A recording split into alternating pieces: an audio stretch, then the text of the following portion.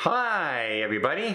Well, some ramifications have come to getting drunk and causing a fight on a cruise ship. Some pretty severe ramifications. In fact, this person's going to federal prison.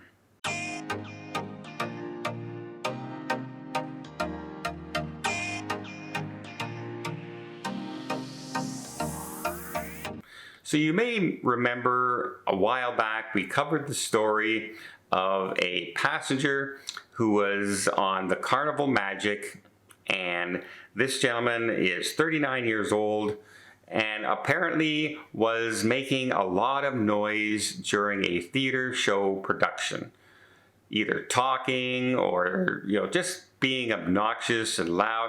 And after numerous people asked them to be quiet, which they never did. One person had asked them repeatedly to, settle down, to please keep to themselves, quiet, you're ruining the experience for everybody. This person wouldn't do it and was becoming a little obnoxious.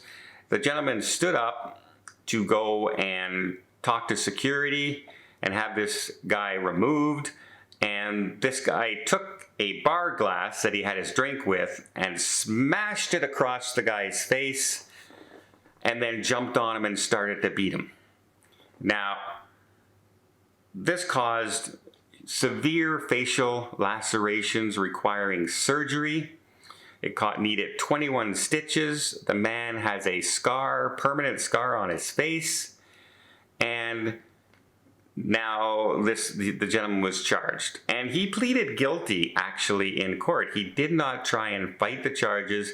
I think the proof was in the pudding, shall you say. There was numerous video footages of it. There were numerous accounts from other Carnival passengers of what happened, and the fact that it wasn't just he hit him with the glass and that was it. It was the fact that he jumped on him again afterwards to continue the assault. Well, he did plead guilty in court, and he pleaded guilty to two charges. One was assault with a deadly weapon, and one was assault and battery. Now, it's pretty interesting that they decided that a bar glass was a deadly weapon. And if you think about it, it can be. It's glass, and it could have sliced his throat. Had he hit it lower, it could have ripped out his throat and the gentleman could have bled to death. So if you're using any kind of item, don't think that just because it's an everyday item, it can't be called assault with a deadly weapon. You take a pen and you swipe it at somebody and it sticks in there and they hit the wrong artery and it bleeds out, that pen is now a deadly weapon. So the most mundane things can become deadly weapons anywhere. But he pleaded guilty, and the judge, took, I guess, the guilty pleas into account. But it just goes to show, he was probably trying to, I'll plead guilty because the evidence is so overwhelming, and I will try and get some leniency from the court as best I can, show remorse, etc. Well, the judge has sentenced him to 2.5 years in federal prison. So from going to a Broadway show in the theater on a Carnival cruise ship, the fun ship, and having a fun time, to going to federal prison because you did something very, very stupid and you were an obnoxious jerk while you were there. Also tacked onto this is that he now has to also do 50 hours of anger management, and you guessed it, substance abuse management, because he was completely out of control and drunk on that ship, which is definitely probably the cause of the whole incident to begin with. So if you're ever wondering if there's ever any ramifications for getting into a fight or having any kind of consequences after these incidences you see all the time, where there's families break out into fights and arguments and fists are being thrown, etc.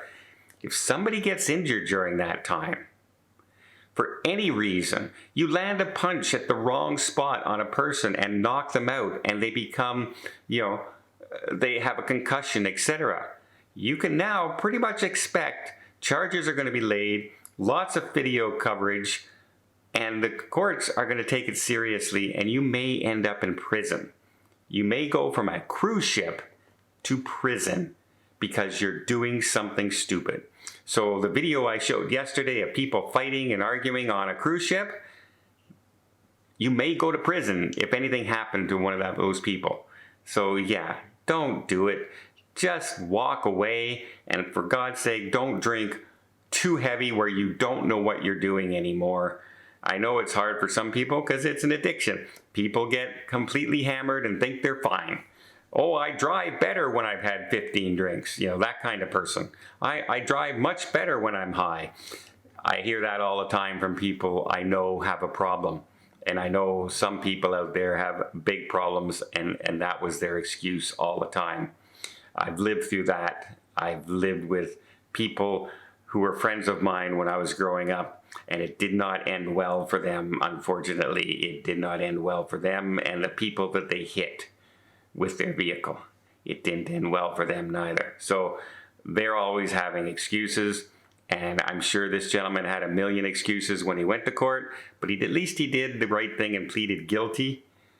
I guess it was something out of all this situation, but again, fighting on a cruise ship, you might end up leaving and disembarking the cruise ship directly to jail.